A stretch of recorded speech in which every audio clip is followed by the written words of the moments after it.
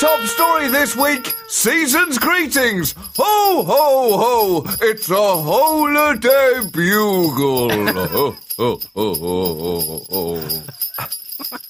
Right?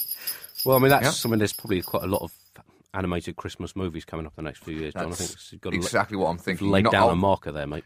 Obviously, it's too late for this year, but this is the time of the year that you're thinking about next year's holiday movies, and I think I've put myself right in the sweet spot there. Ho, ho, ho, haven't I, Andy? Ho, ho, ho.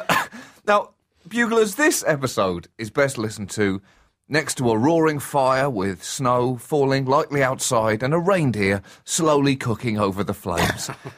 It's Christmas time, or any of the other holidays that crash land around this time of year. I'd ask you what night of Hanukkah it is, Andy, but for the fact that I can be absolutely sure that you don't know. Well, they all blend into one, John. It's just such a No, they don't. No, they don't, Andy. I mean, they very much don't. A candle's a candle, you know. It's not true, Andy. Not true. What a bad Jew. So anyway, the point is, before we go on break for a couple of weeks, we have a special holiday bugle to keep you warm and toasty. First up, Christianity news. This is the time of year, of course, where some Christians like to both celebrate the birth of Christ and also bitterly complain about how no one else can celebrate anything unless it's also Christ birth-based. For them, Santa has no place in Christmas celebrations unless he too is willing to be nailed to a piece of wood and bleed to death. Because for Christianity, Christmas is the most celebratory and also the most passive-aggressive couple of weeks imaginable. And in Christians' defence, Andy, Santa does only do good work one night a year. Jesus was doing it 365 days a year. Jesus was a year-round Santa, if you will, an all-weather Saint Nick, a four-season Father Christmas, a 24/7 Santa Claus! Santa Claus! Ich heiße Santa Claus! That's terrible what they did, isn't it, Andy? Just terrible. Let's move on, mate. Move on. Terrible. Move on. Just awful. Here in America, there are lots of Christians who feel inexplicably persecuted by being in a gigantic majority. But in the UK, Christianity recently had some news that it may want to genuinely worry about. In a major census, it was discovered that there were 4 million fewer Christians in England and Wales in 2011 than just 10 years earlier. What happened to them? Have they been hidden somewhere, Andy? What have you been doing with Christians over there? Because there are some very fat lions in London Zoo rubbing their bellies going, oh, that takes me back. The census found that among those who stated a religious affiliation, Christians remained the largest group by far, 33.2 million, representing 59% of residents in Britain. This compares with 37.3 million, 72% in 2001.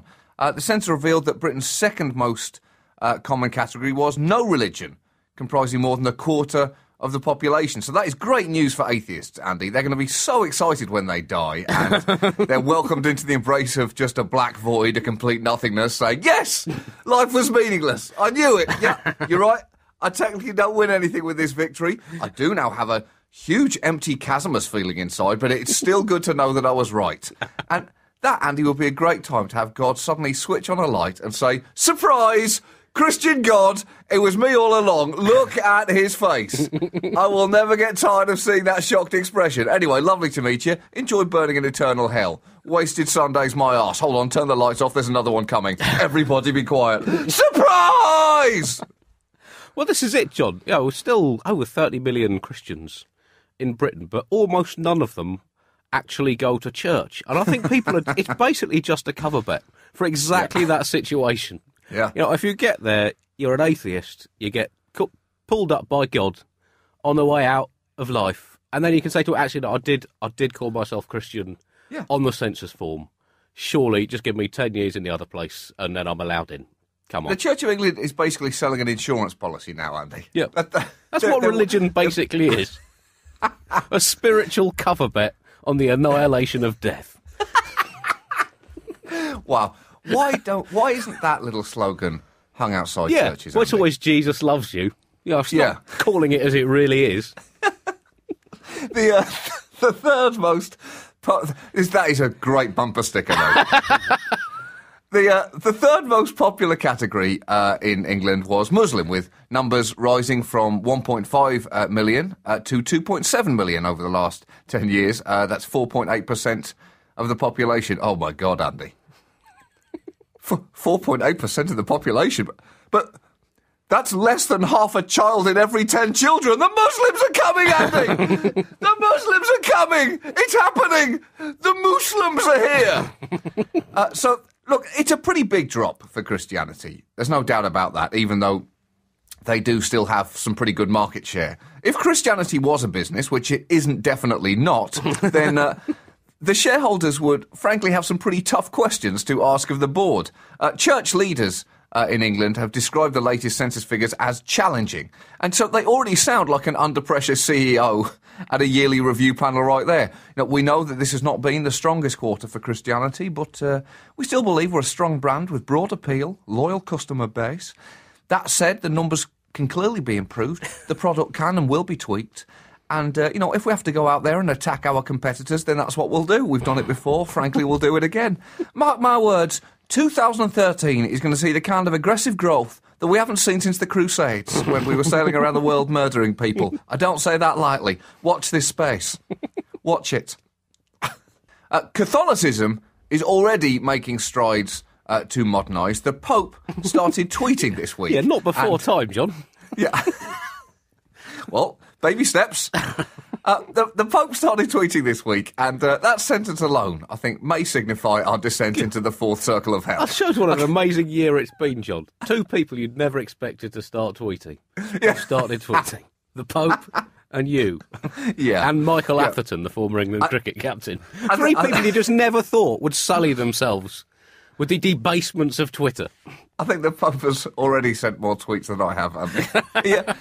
The Pope sent his highly anticipated first Twitter message from his personal account. So what was that message, Andy? He could have gone with, what up, bitches? P-unit in your face. You better redneckanize. I thought, was it not... I don't know if I'm following the official account, but I thought his first tweets was, "Hey peeps, Pope Ben here, you're all sinners, Jesus is awesome, hashtag yes I Vatican." Well, incredibly, Andy, neither of those were the actual message, even though they're great guesses and better than what came down. His message was apparently sent from an iPad tablet at the Vatican, and it read, "Dear friends, I'm pleased to get in touch with you through Twitter. Thank you for your generous response. I bless all of you from my heart." And that was it. Not the funniest tweet he could have sent, Andy, and he opted not to end the message with hashtag I am the actual Pope, hashtag appointed by God, or hashtag my house is huge. But it was a very warm statement to dip his toe into the cesspit of Twitter. As you mentioned, unfortunately, if my experience was anything to go by, before he'd even logged out of Twitter, someone would have sent the Pope a message telling him to go eat a bag of dicks. I guess holy dicks in his case, Andy, although I suppose any dick is holy when it's being eaten by the... You know what? This was not the discussion that I was trying to get in. The point is, I hope he's not checking what people are writing back to him. Other hashtags at Pontifex has used so far include hashtag drink a cup of blood, hashtag oops, no, we are officially really quite sorry. And, I mean, that could have been his first tweet, surely. Yes. Just cards on the table, sorry. We are very sorry.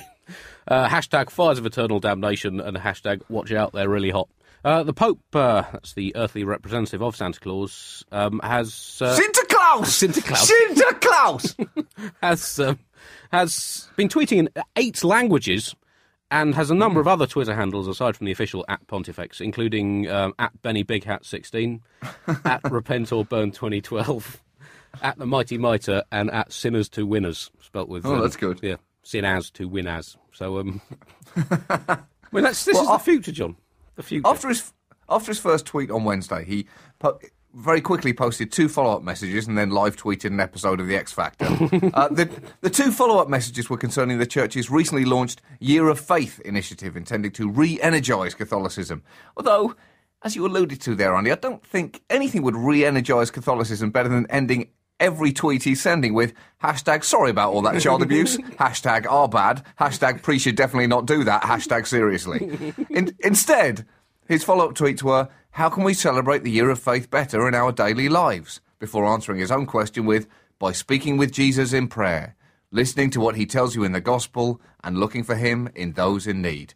His Twitter account's already bullshit, and he's just using it to promote stuff. I don't want to hear what projects the Pope has coming up, Andy. I want to hear what he's eating. I want to hear tweets like, about to deliver sermon on balcony of St. Peter's Basilica. That breakfast burrito might have been a mistake. Hashtag seemed a bit iffy. Hashtag always trust your instincts. Hashtag hope my gown doesn't billow up too much.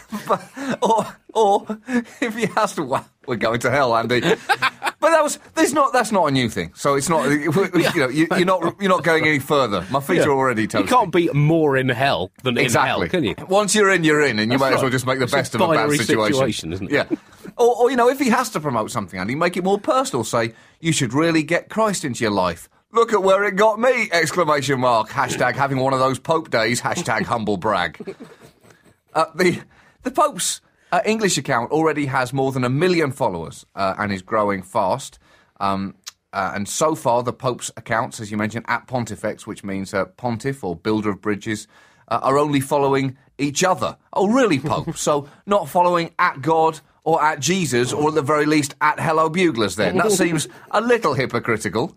And I've got a couple of words of warning for the Pope, Andy. Twitter has gotten people into trouble in the past. People get caught saying things that they shouldn't be saying or sending photos that they shouldn't be sending. And I just hope Twitter doesn't bring him down by catching him tweeting pictures of his junk around.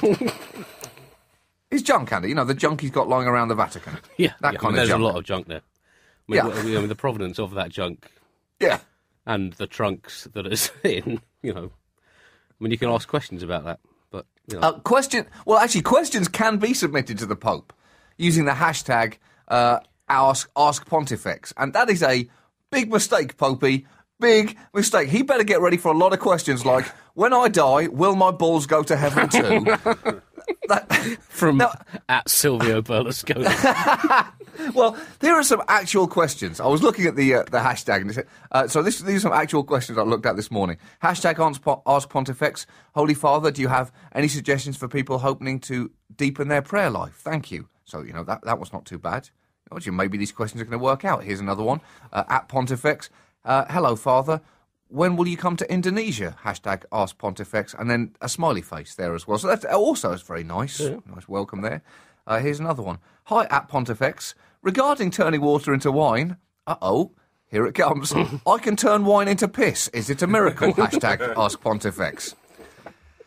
And here it comes, Andy. And the final one, hey, when are you going to address the rampant child rape in your church? Just curious, hashtag Ask Pontifex. See, and that is why this was probably a bad idea, because preaching to the choir is one thing, but preaching to the internet is a whole nother caboodle of trouble. The Pope, whose Christmas present from his work colleagues in St. Peter's this year is rumoured to be a personalised car licence plate, BXV1, to go on his Popemobile.